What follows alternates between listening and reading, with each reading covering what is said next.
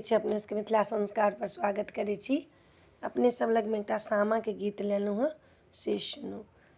कार्तिक मासय भैया गंगा जमुनमा बहि गेल। कार्तिक मासय भैया गंगा जमुनमा बहि गेल।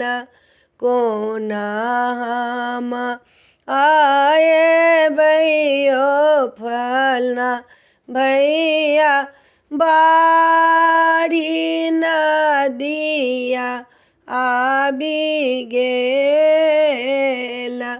कोना हम आए भैयो फलना भैया बाढ़ी नदिया आबि गेल।